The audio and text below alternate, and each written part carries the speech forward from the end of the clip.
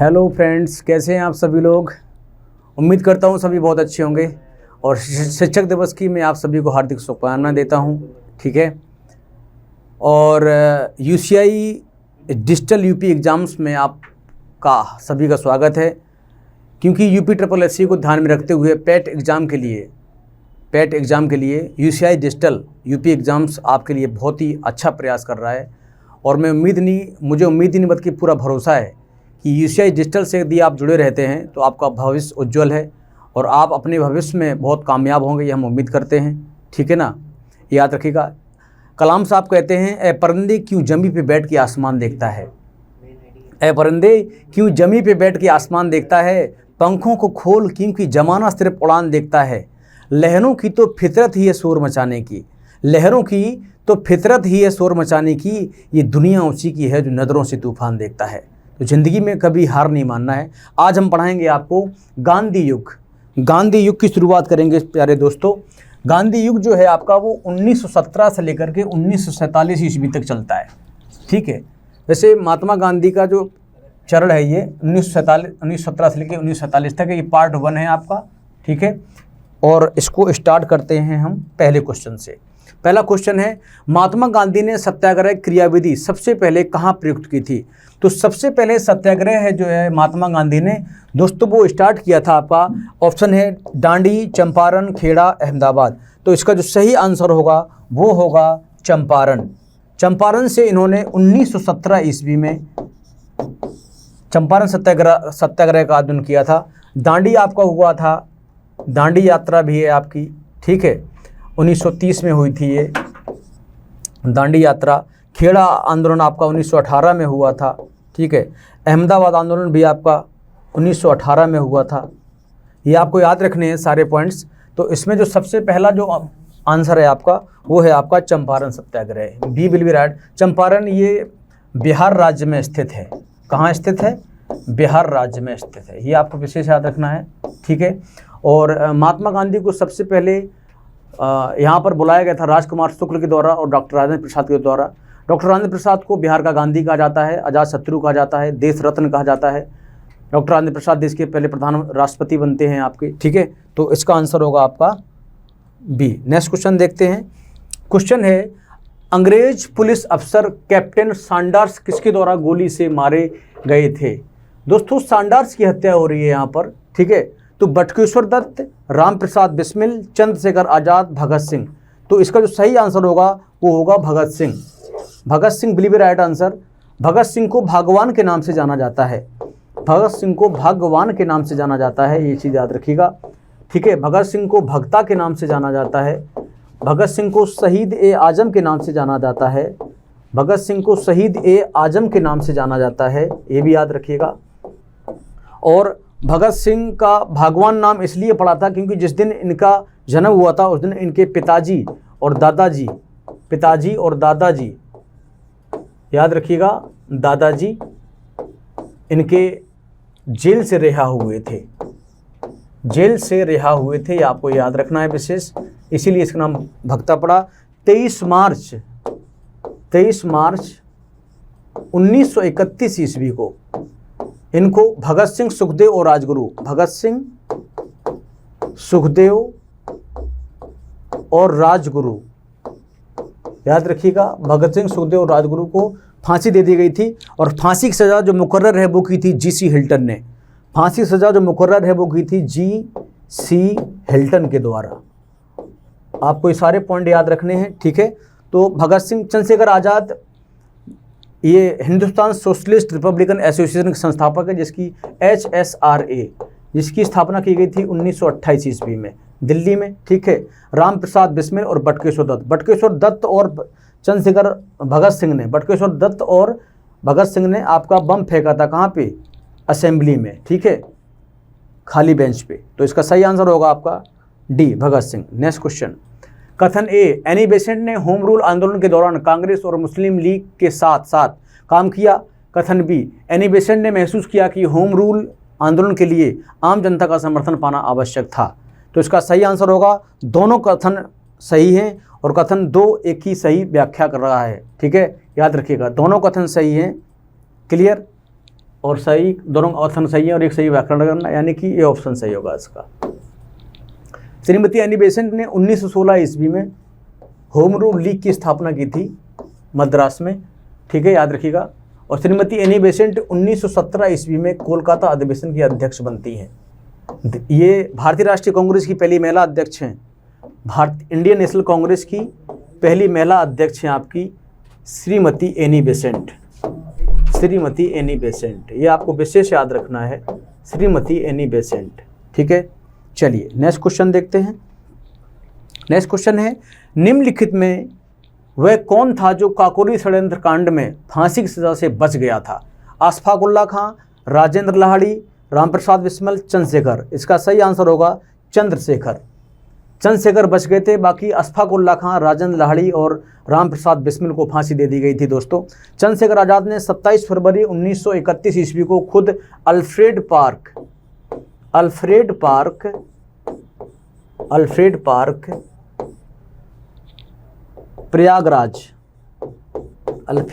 प्रयागराज में इन्होंने खुद को गोली मार ली थी, और शहीद हो गए थे, ठीक है, याद रखिएगा।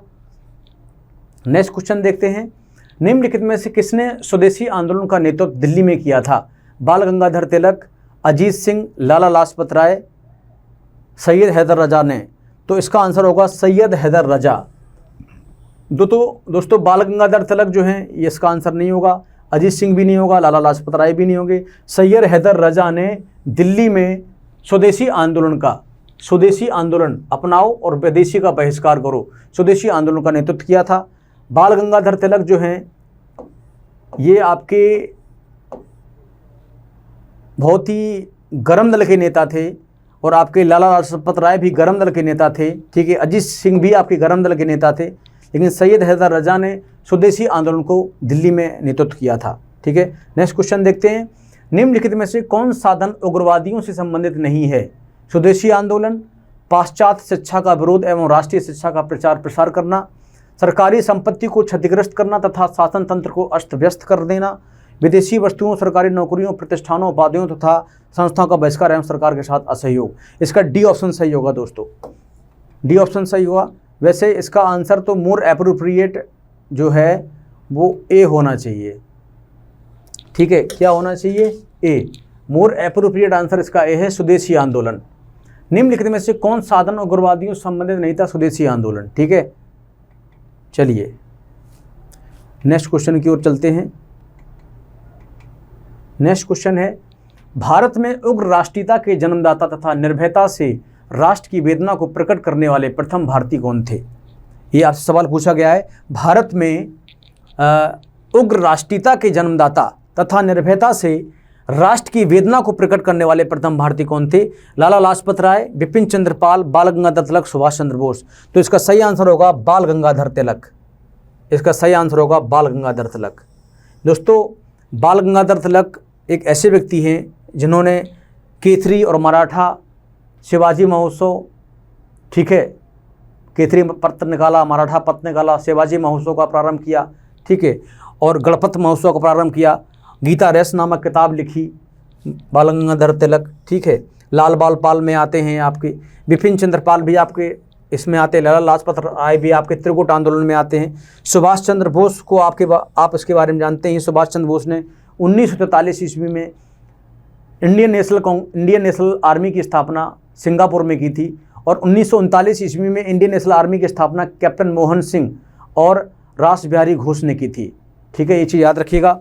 तो इसका आंसर होगा बाल गंगाधर तिलक। नेक्स्ट क्वेश्चन, भारतीय राष्ट्रीय कांग्रेस की सबसे पहली महिला अध्यक्ष कौन थी? मैंने ऑलरेडी बताया है, भारतीय राष्ट्रीय कांग्रेस की सबसे पहली महिला अध्यक्ष थी श्रीमती एनी बेसेंट। ये 1917 ईस्वी में भारतीय राष्ट्रीय कांग्रेस की पहली महिला बनती हैं, याद रखिएगा। मैडम भीखाजी कामा एक पहली लेडी हैं जिन्होंने 1907 स्टुटगार्ट जर्मनी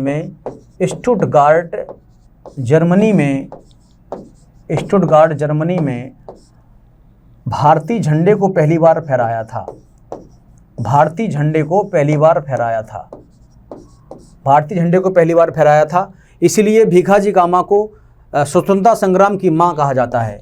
स्वतंत्रता संग्राम की स्वतंत्रता संग्राम की मां कहा जाता है?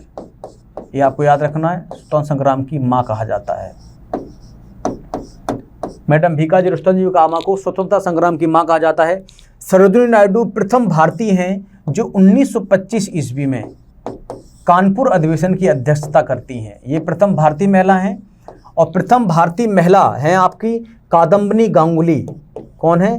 कादम्बिनी गांगुली, जिन्होंने 1890 ईस्वी को कोलकाता अधिवेशन में इंडियन नेशनल कांग्रेस को संबोधित किया था। और ये देश की पहली स्नातक है जिन्होंने कोलकाता विश्वविद्यालय से स्नातक किया था। याद रखिएगा दोस्तों, बहुत ही बढ़िया सवाल है ये। ठीक है, तो कादम्बिनी गांगुली पहली महिला है। 1890 ईस्वी में इंडियन नेशनल कांग्रेस का अधिवेशन कोलकाता में हुआ था, जिसकी अध्यक्षता फिरोज शाह मेहता ने की थी। ठीक है, इसका सही आंसर होगा आपका एनी बेसेंट।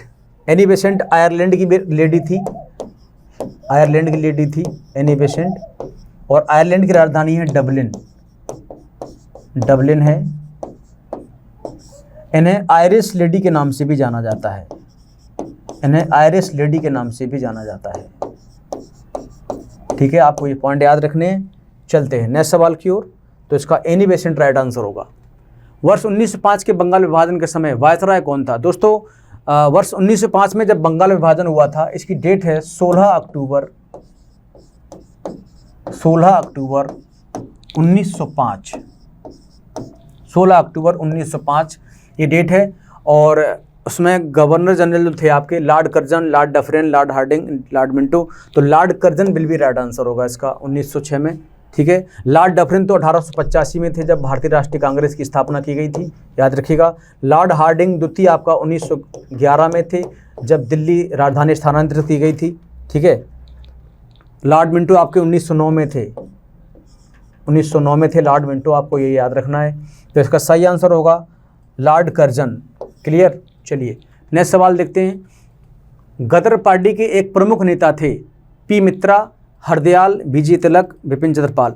तो हरदयाल, लाला हरदयाल ने 1913 ईस्वी में सैन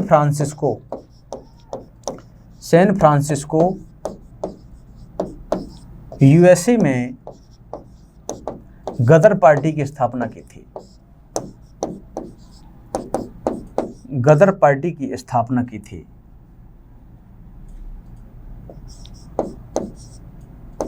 गदर पार्टी की स्थापना की थी, याद रखिएगा। ठीक है, तो इसका आंसर होगा लाला हरदयाल। क्लियर?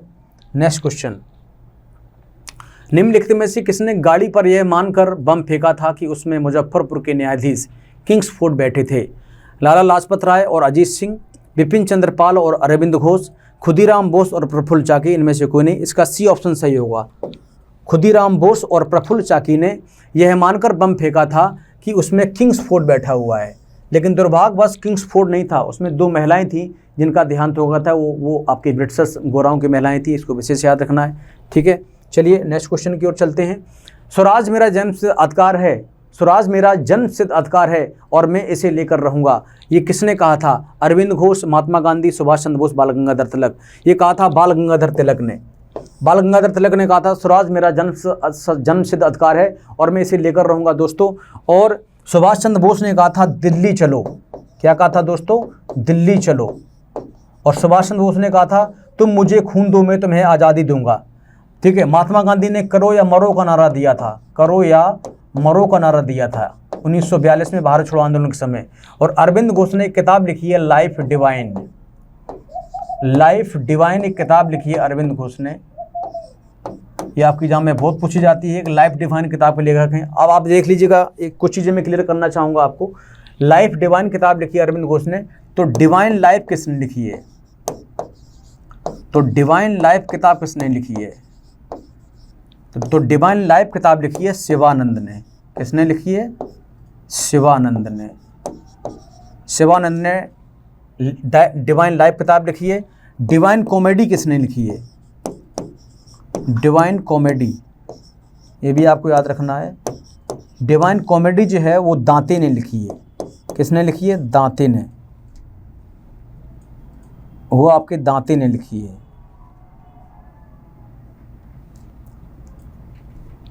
वो लिखी है आपकी दांते ने। ठीक है, ये आपको याद रखना है। और एक और है इंडिया डिवाइडेड।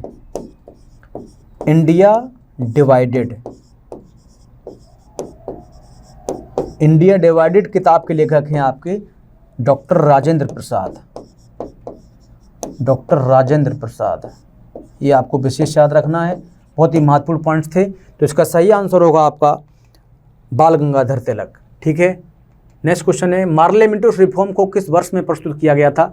तो मार्ले मिंटो 1909 में आया था आपका।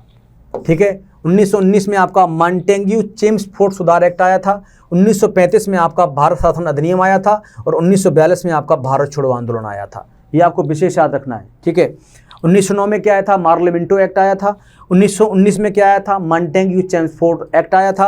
1935 में क्या आया था? भारत शासन अधिनियम आया था और 1942 में आपका भारत छोड़ो आंदोलन आया था। 1942 को ही अगस्त क्रांति के नाम से जाना जाता है, 1942 को ही क्विट इंडिया मूवमेंट के नाम से जाना जाता है, 1942 को ही भारत छोड़ो आंदोलन के नाम से जाना जाता है। ठीक है, और 1942 में ही महात्मा गांधी ने करो या मरो का नारा दिया था। चलिए नेक्स्ट क्वेश्चन देखते हैं, भारतीय परिषद अधिनियम 1909 का सबग्राह नाम क्या है? संसद अधिनियम, मॉन्टेग्यू चेम्सफोर्ड सुधार एक्ट, मार्ले मिंटो सुधार, न्यायपालिका। तो मार्ले मिंटो सुधार है दोस्तों, मार्ले मिंटो 1909 में आया था, 1909 में। ये तो 1919 में आया है।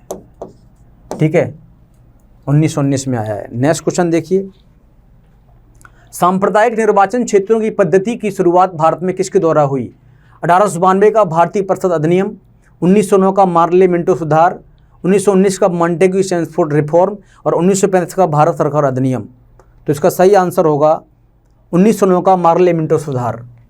1909 के मार्ले मिंटो सुधार के अंतर्गत सांप्रदायिक निर्वाचन क्षेत्रों की पद्धति की शुरुआत हुई थी। ठीक है, आपको याद रखना है। नेक्स्ट क्वेश्चन है, भारत में गर्मदली आंदोलन का पिता किसे कहा जाता है? मोतीलाल नेहरू, गोपाल कृष्ण गोखले, वल्लभ भाई पटेल, बाल गंगाधर तिलक। दोस्तों इसका सही आंसर होगा डी, गोपाल कृष्ण गोखले। बी, गोपाल कृष्ण गोखले इसका करेक्ट आंसर होगा। गोपाल कृष्ण गोखले, यानी कि भारत में गर्मदली आंदोलन का पिता किसे कहा जाता है? गोपाल कृष्ण गोखले इसका आंसर नहीं होना चाहिए, इसका आंसर जो है वो होना चाहिए डी, बाल गंगाधर तिलक को कहा जाता है, क्योंकि लाल बाल पाल ये गर्म दल के नेता थे। तो गर्म दली बात हो रही है, आंदोलन का जनक बाल गंगाधर तिलक को कहा जाता है। Bal Gangadhar Tilak will be right answer. Vallabh Bhai Patel को भारत का बिस्मार्क कहा जाता है, भारत का बिस्मार्क कहा जाता है, ये याद रखना। लौह पुरुष कहा जाता है, ये भी आपको याद रखना है, लौह पुरुष कहा जाता है सरदार वल्लभ भाई पटेल को। ठीक है, और सरदार वल्लभ भाई पटेल को सरदार की उपाधि दी गई थी बारदोली की महिलाओं के द्वारा 1928 ईस्वी में, बारदोली सत्याग्रह में। सरदार वल्लभ भाई पटेल देश के पहले उप प्रधानमंत्री थे, आपको ये भी याद रखना है, देश के पहले उप प्रधानमंत्री थे। और एक चीज़ और याद रखनी है, ये देश के पहले गृह मंत्री भी थे, ये देश के पहले गृह मंत्री भी थे आपके सरदार वल्लभ भाई पटेल।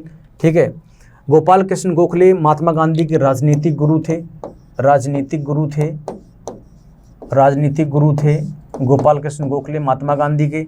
और मोतीलाल नेहरू पंडित जवाहरलाल नेहरू के पिताजी थे, पंडित जवाहरलाल नेहरू के पिताजी थे, याद रखिएगा, पंडित जवाहरलाल नेहरू के पिताजी थे मोतीलाल नेहरू। ठीक है, मोतीलाल नेहरू और चित्तरंजन दास ने 1923 ईस्वी में, याद रखिएगा, स्वराज पार्टी की स्थापना की थी। ये आपकी एग्जाम में सवाल आता है, स्वराज पार्टी की स्थापना किसने की थी? ठीक है ना, तो 1923 ईस्वी में मोतीलाल नेहरू और CR दास ने, CR दास बोले तो चित्तरंजन दास, CR दास ने 1923 ईस्वी में स्वराज पार्टी की स्थापना की थी। ठीक है ना, तो इसका करेक्ट आंसर होगा बाल गंगाधर तिलक। ठीक है, निम्नलिखित में से कौन पहले एक क्रांतिकारी थे जो बाद में एक योगी और दार्शनिक बन गए? दोस्तों इसमें सही आंसर जो होगा वो अरविंद घोष होगा। अरविंद घोष पहले क्रांतिकारी थे, त्रिकूट आंदोलन में शामिल थे, लाला लाजपत राय, बिपिन चंद्र पाल, बाल गंगाधर तिलक, है ना, उसमें शामिल थे अरविंद घोष। ठीक है, इसका अरविंद घोष आंसर सही होगा। लाइफ डिवाइन इन्होंने किताब लिखी है, इन्होंने किताब कौन सी लिखी है? लाइफ डिवाइन, बहुत पूछी जाती है आपकी एग्जाम में किताब कि लाइफ डिवाइन किताब के लेखक कौन है? अरविंद घोष। ठीक है, बाल गंगाधर तिलक, आगरकर, लाला लाजपत राय, इनमें से आंसर सही होगा आपका डी। ठीक है, नेक्स्ट क्वेश्चन देखते हैं। वर्ष 1909 में मैडम भीकाजी रुस्तम जी कामा पेरिस में निम्नलिखित में से कौन सा समाचार पत्र प्रकाशित करती थी? वंदे मातरम करती थी दोस्तों। इसका सही आंसर होगा पैट्रियट, इसका सही आंसर होगा पैट्रियट, पैट्रियट का करती थी ये। वर्ष 1909 में मैडम भीखाजी रुस्तम जी कामा पेरिस में, पेरिस मतलब फ्रांस, फ्रांस की राजधानी जो है वो पेरिस है, ठीक है, राजधानी पेरिस। पेरिस जो है वो सीन नदी किनारे बसा हुआ है, पेरिस जो है सीन नदी किनारे बसा है। पेरिस को फैशन सिटी कहा जाता है, पेरिस को फैशन सिटी कहा जाता है, याद रखिएगा, पेरिस को फैशन सिटी कहा जाता है। पेरिस में ही आपका एफिल टावर स्थित है, पेरिस में ही आपका एफिल टावर स्थित है, ठीक है, याद रखिएगा। दुनिया का पहला फैशन यहीं से शुरुआत होता है। पेरिस सीन नदी किनारे बसा है, फैशन सिटी के नाम से जाना जाता है, और एफिल टावर भी यहीं पर स्थित है, ठीक है। तो जो पैट्रियट है इसकी संपादक थी आपकी मैडम भीखाजी रुस्तम जी कामा, जिसको भारतीय स्वतंत्रता संग्राम की माँ या जननी के नाम से जाना जाता है, ठीक है। चलिए नेक्स्ट क्वेश्चन देखते हैं। तो आज के लिए इतना ही। Thank you very much, God bless you. मिलते हैं नेक्स्ट वीडियो में। शुक्रिया, बहुत बहुत धन्यवाद।